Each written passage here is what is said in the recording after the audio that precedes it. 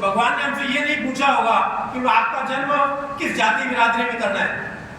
लेकिन ये विडंबना कहें या दुर्भाग्य कहें कि इस मानव योनि में जन्म लेने के बाद अगर हम किसी चीज पर किसी आधार पर भेदभाव करते हैं तो वो जाति के आधार पर आज सबसे ज्यादा बड़ा भेदभाव है।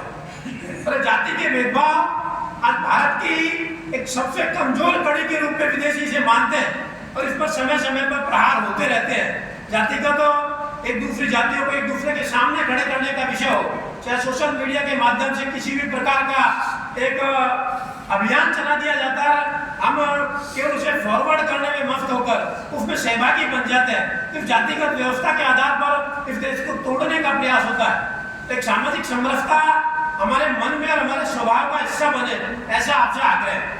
आप प्रतिदिन जब सुबह आपका जागरण होता है तो हम जब शरीर का मलमूत्र त्यागते हैं तो उस गंदगी को अपने हाथों से साफ करते हैं, कोई दूसरा नहीं आता। और साफ करने के बाद अपने हाथ धो लेते हैं, नहाने के बाद हम अपने आप को पवित्र मान लेते हैं। लेकिन जो प्रतिदिन हमारे घरों के बाहर हमारे द्वारा फैलाई हुई गंदगी को साफ करने के लिए जो माता बहन आती है, उसको उसकी जाति के आधार पर हम उस दृष्टि से देखते हैं, उसकी जाति की दृष्टि से, और उससे भेदभाव करना प्रारंभ कर देते हैं। ताकि ये एक दोहरापन हमारे विचारों में, कि दोहरी दृष्टि कि हम अपनी गंदगी को साफ करते हैं तो नहा धोकर तो हम पवित्र हो गए, लेकिन वो माँ बहन तो पूरे समाज की गंदगी को साफ करने का काम कर रही है, वो नहा धोने के पश्चात वो पवित्र नहीं होती।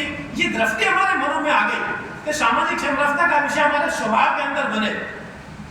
तीसरा विषय नागरिक शिष्टाचार का विषय आता है, नागरिक कर्तव्यों का विषय आता है। विषय कर्तव्य हमारे लिए महत्वपूर्ण होने चाहिए। संवैधानिक रूप से दोनों चीजों की व्यवस्था है, मूलभूत अधिकार भी है तो मूलभूत कर्तव्य भी है, लेकिन ज्यादा मान मूलभूत अधिकारों की होती है, कर्तव्यों की तरफ हमारा ध्यान नहीं है। तो नागरिक शिष्टाचार के नाते नागरिक कर्तव्यों की बात हमारे जीवन का स्वभाव बनना चाहिए। तीसरा एक पर्यावरण का विषय आता है। चौथा पर्यावरण का विषय आता है। पर्यावरण किस प्रकार आवश्यक है। अभी पिछली गर्मियों में हमने देखा है कि टेम्परेचर 50 डिग्री के आसपास तक पहुंच गया। और वैज्ञानिक इस मामले में कहते हैं कि अगर पृथ्वी का वातावरण जो टेम्परेचर है ये अगर 52 डिग्री क्रॉस कर गया तो फिर कोई ऐसी पद्धति नहीं है, कोई ऐसी साइंस भी नहीं है कि उस टेम्परेचर को वापस डाउन कर सकती है। कि आवश्यकता है समय की, हमारी जिम्मेदारी है कि जितना हम प्रकृति का दोहन कर रहे हैं क्या उतना इस प्रकृति को वापस दे सकते हैं क्या। तो जिस संस्कृति में हम रहते हैं मतलब हमने प्रकृति को भी पूजा है, जानवरों को भी हम पूजते हैं। हमारे अनेकों भगवानों के वाहन जानवर है, चूहा भी वाहन है, गरुड़ भी वाहन है, तो उनके रूप में हमें पूजते हैं। तो प्रकृति को वापस क्या दे सकते हैं हमारे जीवन के अंदर, ये चीज चलनी चाहिए। हमारा जो व्यक्तिगत जीवन शैली है वो पर्यावरण के अनुकूल किस प्रकार हो सकती है। हमारे जीवन का कोई भी सुखद प्रसंग तो पर्यावरण के साथ जोड़ सकते हैं क्या। वृक्षारोपण जैसा विषय ये हमारे जीवन का स्वभाव बन सकता है। कि कार्यक्रम बनाने का मकसद नहीं है, अगर कार्यक्रम बनाओगे तो पेड़ तो लाखों लगते हैं लेकिन जीवित कितने रहते हैं कार्यक्रमों के माध्यम से हम सबके ध्यान में। तो पर्यावरण का विषय हमारा स्वभाव बनना चाहिए। सिंगल यूज प्लास्टिक कानूनन बैन है, लेकिन उसके बावजूद भी आज अधिकांश लोगों में सिंगल यूज प्लास्टिक प्रतिदिन अपने घरों में आता है और घर में उपयोग लेने के बाद वापस बाजार में जाकर उसका कितने दुष्परिणाम होते हैं। गाय वाला विषय है, गाय उसको खाती है, ऐसे अनेकों दुष्परिणाम है। क्या सिंगल यूज प्लास्टिक हम बंद कर सकते हैं क्या। और एक तीसरा विषय इसी का पर्यावरण का जो हम लेकर चल रहे हैं इस समय वो है पानी। ये तो हम सब इस चीज से सहमत होंगे कि पानी कहीं भी तैयार नहीं किया जा सकता, पानी को तो केवल बचाना ही मात्र विकल्प है। लेकिन जिनके घरों में पानी की बहुतायत है क्या वो उस चीज को आज सोच रहे हैं क्या। उनके दिमाग में उनके भाव में ये चीज नहीं है कि मेरे पड़ोसी के घर में पानी नहीं है लेकिन मेरे घर में है, भगवान की दया से तो मैं उसको दुरुपयोग खूब कर रहा हूँ। तो तीनों विषयों को लेकर हम चले। और चौथा विषय स्वयं का विषय। स्वयं यानी एक ऐसा विषय अपने आप को पहचानने का विषय है।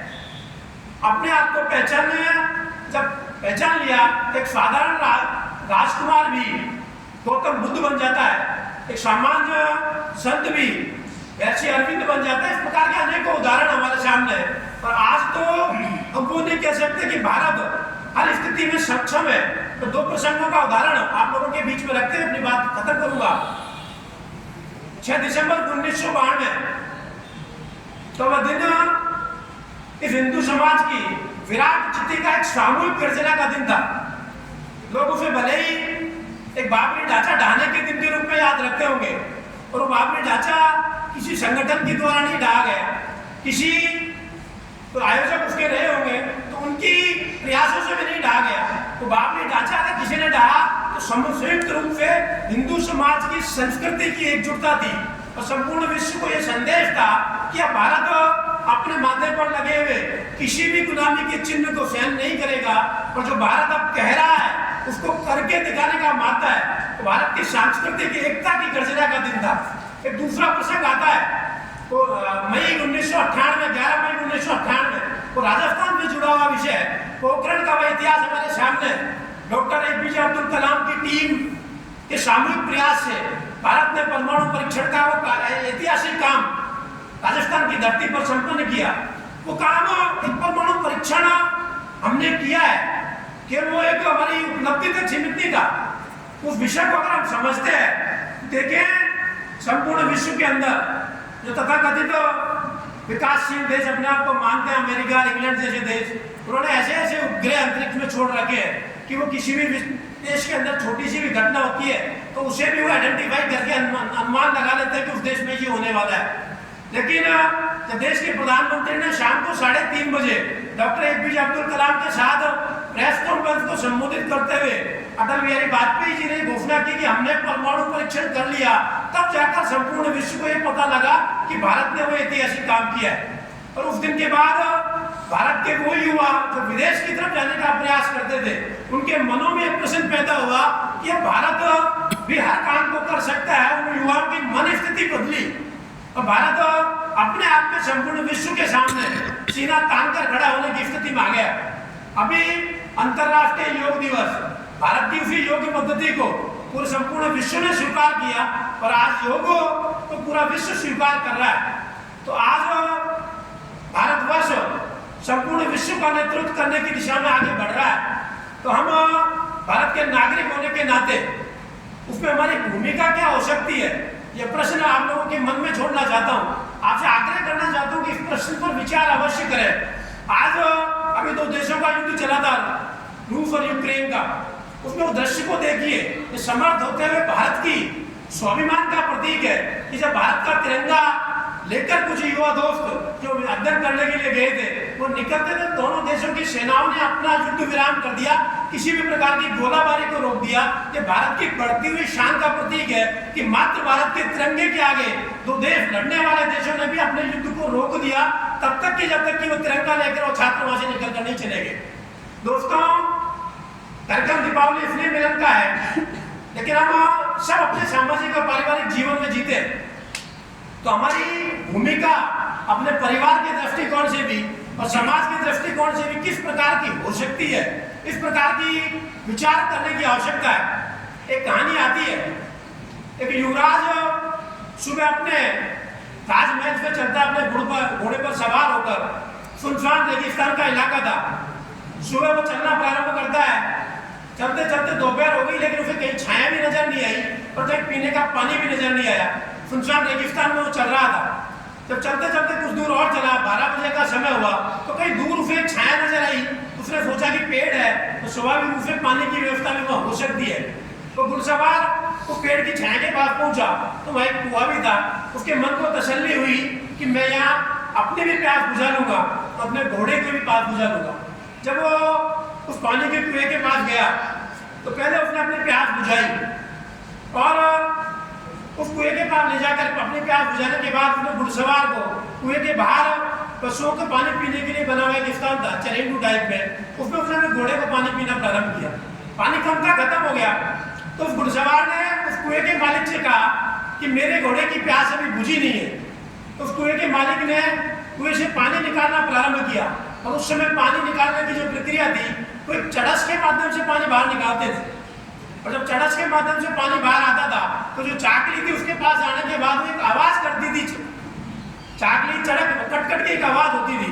तो जब वो पानी बाहर निकाल रहा था कुएं का मालिक और उस चरुंडी में पानी डाल रहा था तो कट कट की आवाज होती थी। और जब कट कट की आवाज होती थी तो वो घोड़ा वहां से हटकर दूर चला जाता था। तो घुड़सवार को लगा, उसे गुस्सा आया, उसने कुएं के मालिक से कहा कि आप इस टक टक की आवाज को बंद कर दें तो मेरा घोड़ा पानी पी पाएगा। कुएं के मालिक ने घुड़सवार की बात को माना और पानी निकालना बंद कर दिया, घोड़ा रह गया प्यासा।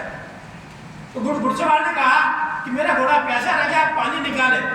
तो उस कुएं के मालिक ने उस घुड़सवार से कहा कि जिस प्रकार आपके घोड़े की ये आदत है कि किसी भी प्रकार की टकटक या किसी भी प्रकार की आवाज के होने पर इसका ध्यान भंग होता है, पानी नहीं पी पा रहा, उसी प्रकार मेरी इस चड़स की भी एक आदत है, जब तक ये आवाज नहीं करेगी तब तक कुएं से बाहर पानी नहीं निकाल पाएगी। तो आपके घुड़सवार को अगर पानी पीना है तो इसे अपनी आदतें बदलनी पड़ेगी और मेरी इस टकटक की आवाज के साथ सामंजस्य बैठाकर ही ये पानी पी पाएगा। उसी प्रकार आज हम सबके सामने ये दृश्य रहता है, हमारी पारिवारिक जिम्मेदारियां भी है, हमारे परिवार के अनेकों काम हमारे सामने आते हैं। वो इस सांसारिक जीवन में प्रत्येक व्यक्ति के साथ आता है और प्रत्येक व्यक्ति के पास समय भी उतना ही है, 24 घंटे का। हमारी पारिवारिक दायित्व और जिम्मेदारियां उस चड़स की जो टकटक की आवाजें थी उसके समान है। ये स्वाभाविक रूप से हमारे जीवन में आती रहेंगी। कोई ये सोचे कि निश्चित समय के बाद मैं इनसे मुक्त हो जाऊंगा, वो संभव नहीं है। ये स्वाभाविक हमारे जीवन की प्रक्रियाएं आएंगी और इन्हीं जीवन की प्रक्रियाओं के साथ सामंजस्य बैठाते हुए इस मानव योनि में मैंने जन्म लिया है, तो मैं मेरे परिवार के लिए क्या कर सकता हूँ, मैं मेरे समाज के लिए क्या कर सकता हूँ, मैं देश और राष्ट्र के लिए क्या कर सकता हूँ।